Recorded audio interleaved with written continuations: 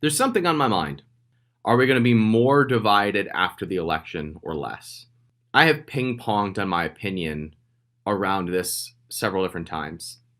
Regardless of what happens or if the election is contested or if we're ripped apart, I have taken heart in the fact that there are more of us who want peace than want violence. Reasonable people don't get attention. Reasonable people don't make the news. Reasonable people are usually drowned out by those who are causing a lot of chaos and noise. That's where the news cycle goes. And as a result, we have all kind of followed into this hypnotized view of the world that those who are chaotic and those who are not peaceful and those who are judgmental are running the world. But the truth is that most people, when you have a face-to-face conversation, are reasonable and are willing to listen. Now, that doesn't get attention. That doesn't make people click. It doesn't make people stare at the screen. And so it's very difficult to create a news cycle out of what is normal and reasonable. So right now we live in this world where in order to get attention, you have to be more and more polarizing, more and more chaotic. I'm working on a video right now in which the takeaway is you are the media. If a tree falls in the forest and there's no one there to hear it, does it make a sound? In science, the answer is no, because sound is an interpretation. Sound is the translation of a vibration. Sound is our interpretation of something happening. So when the media makes noise, when other people are loud, if there is no one there to hear it, does it make a sound? Even the word media. What is a medium? A medium is a channel through which noise travels. The noise can travel, but you don't have to hear it. Media is silent until you tune in. You are the media. So as we blame the media, as we notice that the media is negative, the only way that it can be negative is if you give it attention, is if you tune into it. But you can tune into whatever you want. Do you know how easy it is to find good news right now? Do you have any idea how easy it is to find opportunity right now? Do you have any idea how easy it is to find connection right now? Because we're demanding all of those things more than ever. There's more demand for those things. There's more desire for those things. But most of us are trained to be tuned into the negativity and the automatic things that are being broadcast. If you tune into the automatic broadcast, well, no fucking wonder it continues to grow in attention and that you continue to go down that path of negativity. Because you're not in control of what you're paying attention to. You are giving your attention to whatever makes the most noise. But you're the one who is receiving that. You are the one who is deciding where that attention goes and flows. If there's no receiver, then the media can't travel. The noise can't travel. If there's no one there to hear the sound, then it can't make a noise. Good morning, Todd. How are you? Hey, man, doing good. How are you doing?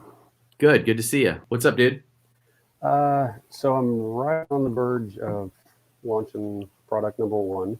Awesome. With a new brand. Just the fact that it's a first of its kind, so I don't, it's an accessory for a popular product. There's no direct competition. Is there anything additional kind of here in the last minute stages that you would suggest I focus on? Yeah. I would suggest that you focus on doing demos of your product in front of your audience. Okay. And then put those people onto a hot list if you're not already doing that. Oh yeah, So I got you're already doing the hot list? Yeah. What do you got on the hot list? About 120 on the hot list and about Awesome. 80 beta testers. So that's great. That's fantastic. So I would just continue to do blog posts, since I know you do blog posts. Put content in front of the people that already see your stuff that highlights the product, and bring them over into that hot list, and you'll have sales day one. And as you are getting closer to the launch date, continue to tell them things like, we're bootstrapping this thing. We're not a VC backed company, so we've got 500 units. There's 500 people already on this hot list. Just wanted to let you know that I really appreciate the support. We'll do a second round of orders as soon as we can. But if you want to be one of the first ones, time's not on your side. Like, it's real scarcity. Yeah, It's exactly. it's not like limited time only. Nothing manufactured here. Right. Yeah. Just be really honest about the fact that, like, if you want to be first in line, they should get off the pot. And I don't know if you'll sell out, but you'll have sales on day one for sure. Yeah, I'm a little frustrated that we've got these initial inventory limits on Amazon right now. You can only send in 200, and I've got almost 600. But so let's reframe this. Now you have another reason for scarcity. Also true. All right. So now you can legitimately say to your audience, hey, here's the thing. With COVID, Amazon only lets new businesses have 200 of these. I've already got 200 people on this waiting list. So if you want in, I'll give you a secret link. You're going to be the first one to know, but there's probably not going to be any left after launch, and it's going to be 6 weeks before I get another 200 in. So thanks for being first in line. Just want to let you know that there's a very real limit here. And boom. I mean, it's a good problem to have when you sell out. It's true. It's true. That's a good reframe. I like it. Yeah. You're in a great spot. You're exactly where you should be at this point in the process. And I think that the more you can show the audience what you got and what their expectations should be, then the easier the sale will be when you're live. Okay. I will definitely put some focus on that here in the last couple of weeks. And great. Thanks, man. I appreciate it. Congratulations. I'm excited for you, Todd. Thanks a lot. All right. Keep me posted. Bye-bye. What's up, dude? Hey, I wanted to know, like, when to consider, like, working with an influencer, like in an equity sort of position, like offering them like a small stake in the company, and like how you would even go about like knowing who to do that with and like how much of a stake to offer them. As far as who to go to, I look at it the same way that I look at an employee. So an employee, I've got 3 criteria. They've done this before.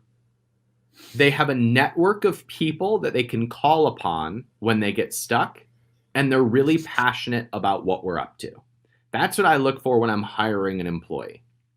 With an influencer, it's exactly the same. They've talked about brands or businesses before, and they have a community that buys that kind of stuff. They have a network of other influencers that they could call upon because they're going to be so excited about what they're doing that they're going to want to call their friends. And number 3, they're really excited about what it is that we're doing. It's hard to convince an employee to be excited about your business, but it's really easy to motivate somebody who's already excited. I don't need to be incentivized. I'm just so glad to be incentivized because I love this stuff so much. Now, you might find that only 2 out of 10 people that you reach out to have that type of mindset, which is great because you only need 1. And so it is not about finding the influencer and persuading them to be part of it. It's about finding the people who already have that type of excitement, which requires you to also be excited about your stuff. So rather than go for the ask too early, just liberally share your stuff, knowing that 1 out of those 10 is going to be like, this stuff is awesome. Like I'm going to buy 10 of these. And you get them, if they're naturally excited about it, they're really easy to motivate and incentivize. Now, as far as splitting the pie, I carve out 15 to 20% of my company for advisors, relationships, and influencers. And that's really just what I would call exposure. What I like to do is I'll have 1 anchor influencer exists to be my primary source of exposure.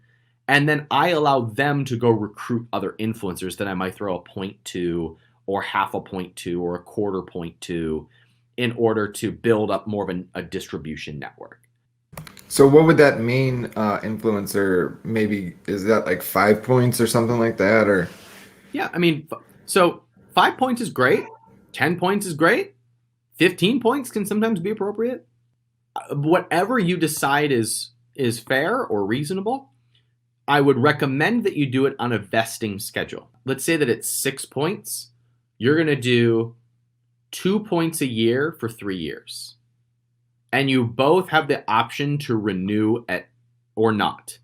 So if either of you are not happy, you're out. You can be out. So your downside risk is 2 points. Then I would add I'm sorry to get all complicated on you, but to protect myself even more, I'd add a provision in the agreement that I could buy out their 2% in the event that they decided not to continue. So in that contract, I've got that they can opt out of the contract at any time, but if they do so, I can buy their shares at a fair valuation, and we might set what that valuation would be from the get-go. So that way, everybody knows what the agreement is, and you can get out of the way and go party. Okay, that's very helpful. Thank you. You bet. First step for you, though, is go just give to the people that you might want to work with and treat it like a relationship. So go on a few dates, and going on dates is a lot easier when you're the hot girl at the dance. So how do you be the hot girl at the dance? Have a great product, talk about the product, and give away that product to people that you think would naturally like it. And then you can go on a date. Okay, gotcha. Make sense? Absolutely. Yeah. All right, Don. Thank you. Good to see you. You too. So let me share with y'all my $1 billion idea. I believe that we find evidence for our beliefs.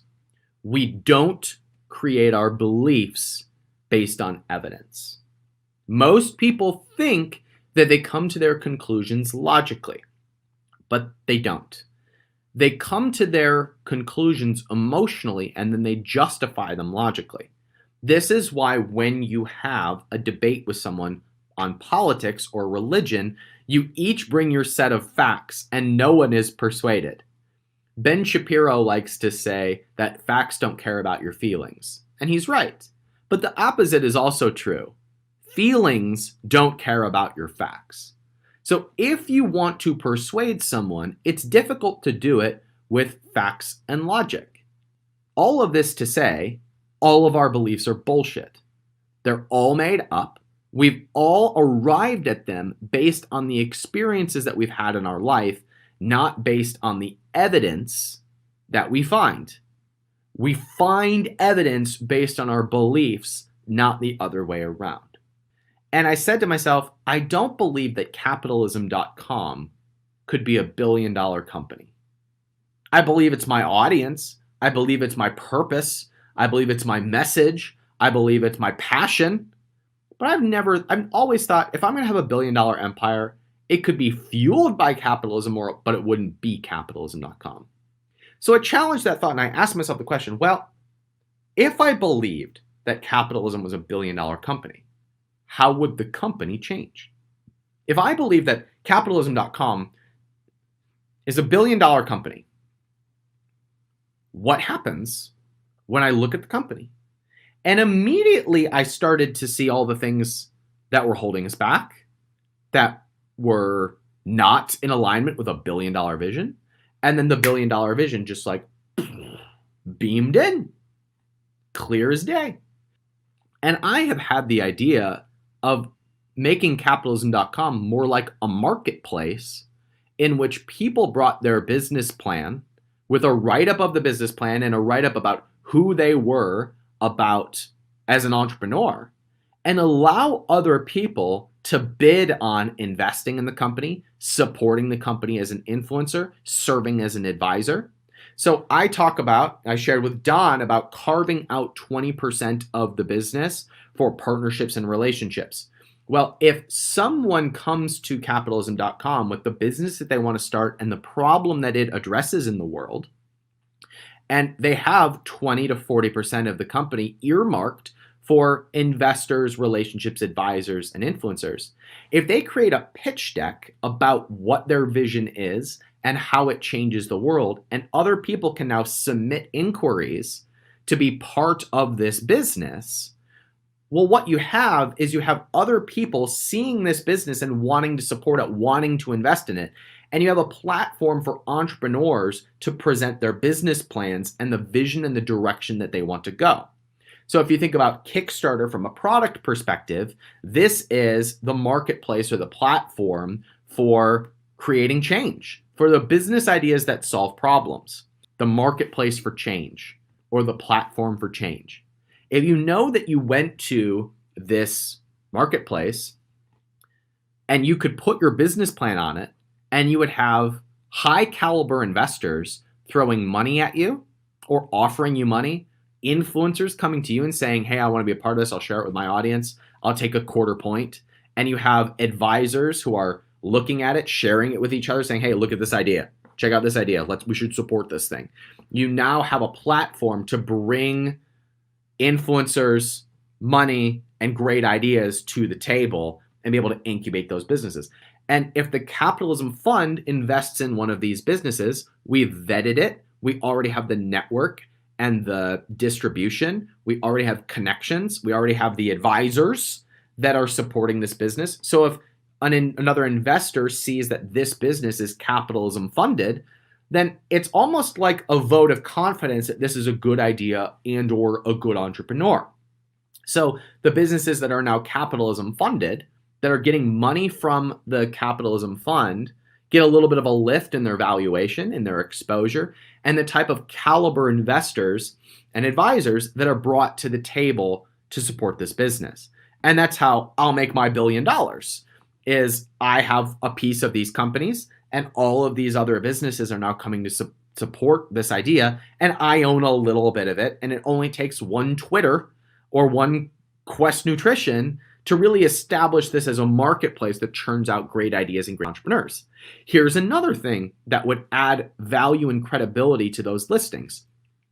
If you have someone who is listed as a capitalism incubator graduate or incubator graduate, and now this person has gone through the proper trainings to be able to build an 8-figure business, a business that creates change, a business that is worthy of being supported by an audience.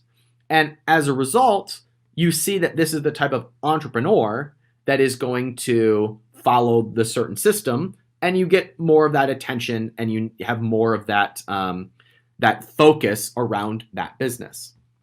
So as a result of us doing what we do of supporting entrepreneurs and teaching entrepreneurs, we can also give them a platform on the marketplace that gives them more exposure, the funding, and the opportunities that they need in order to scale beyond their previous levels. And we'll have a small piece of all of those businesses, or at least the option to buy into those businesses as a result of creating exposure for them. So that is my $1 billion idea. And that came from simply playing with the idea of, if I believed that it was $1 billion business, what would I do? If I believed what I can't currently see, what would I start to see? Your brain is a filter. It's not a creator. If you change the filter, you change the inputs and the outputs. Thanks for spending part of your Thursday with me. It's great to see all of you. I'll talk to you soon. If you're in the 1%, I'll see you on Sunday. Take care, everybody. Have a great day.